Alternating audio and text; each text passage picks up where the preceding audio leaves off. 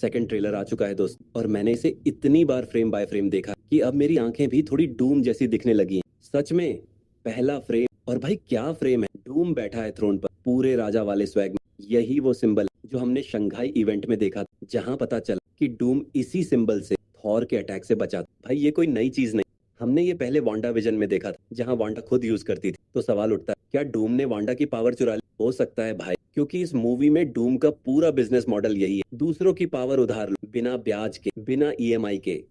लेकिन जो green energy दिख रही है ना, मेरा गेस है ये लोकी की पावर है।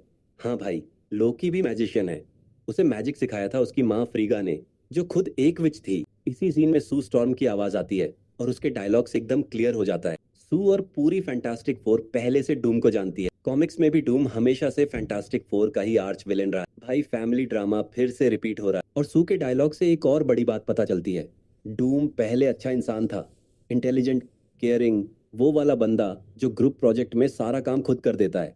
लेकिन उसने कुछ बहुत प्यारा खोया, और उसके बाद वो बन गया डूम, बेसिकली हार्ट ब्रेक का सबसे एक्सट्रीम, सबसे खतरनाक वर्जन। इसी सीन में बाकी कैरेक्टर्स भी सू की बात सुन रहे हैं। मैग्नेटो घायल है, गैम्बिट है, स्टीव रॉजर्स है, शूरी, बाकू, शैंगची, नेमोर, और थोर भी है। लोकेशन की बात करें तो शायद एक्समैन का यूनिवर्स है, या फिर स्टीव रॉजर्स का घर, वही जगह जहां उसने टाइम ट्रैवल करके अपनी नई जिंदगी शुरू की थी। जब सू बोलती है कि डूम ने कुछ प्यारा खोया, हाल ही में आरडीजे ने एक पोस्ट किया था डॉक्टर डूम और उसके बेटे के साथ।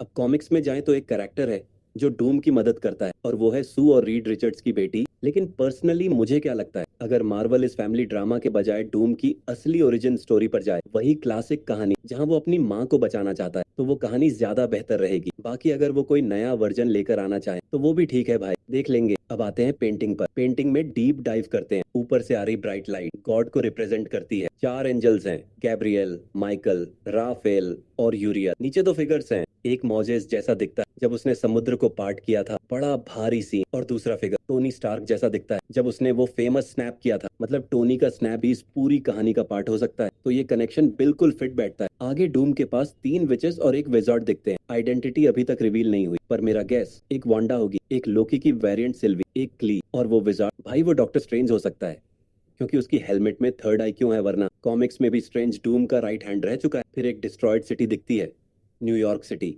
सेंट्रल पार्क एरिया जैसा दिखता है बिल्कुल।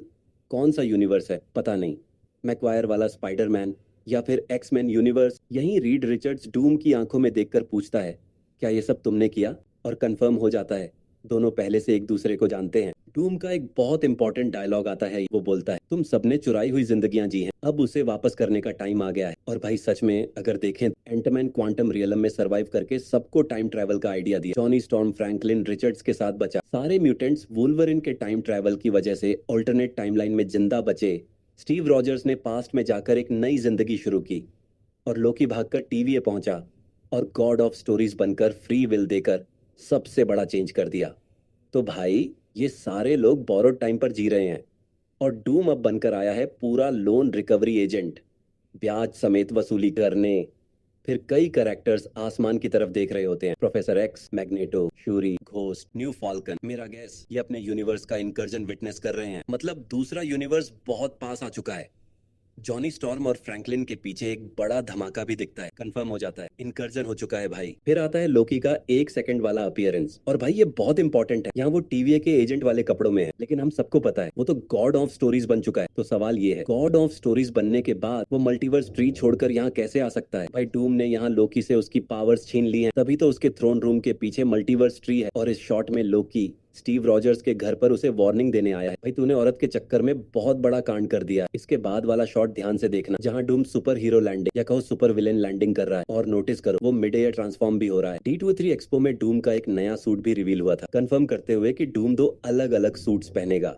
कई लोग सोचेंगे भाई दो अलग अलग डूम होंगे, बिल्कुल नहीं। डूम का आर्मर स्लोली इस वर्जन से उस वर्जन तक ट्रांसफॉर्म होगा। जैसे जैसे वो दूसरों की पावर्स एब्जॉर्ब करता जाएगा, उसका पूरा सूट, पूरा आर्मर अपग्रेड होता जाएगा।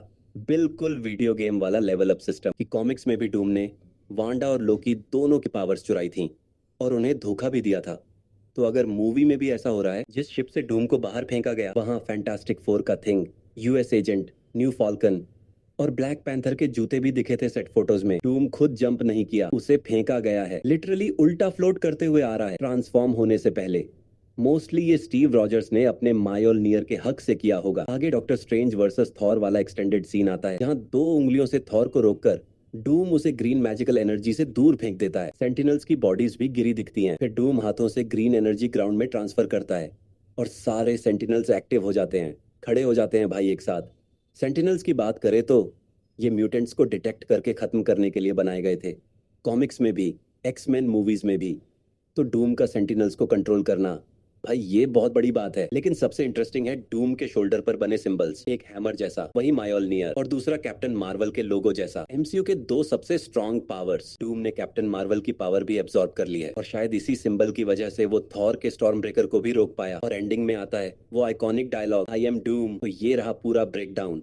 दोस्तों, कोई डिटेल मिस हुई हो तो कमेंट में बताना। पसंद आया हो तो लाइक शेयर जरूर करना।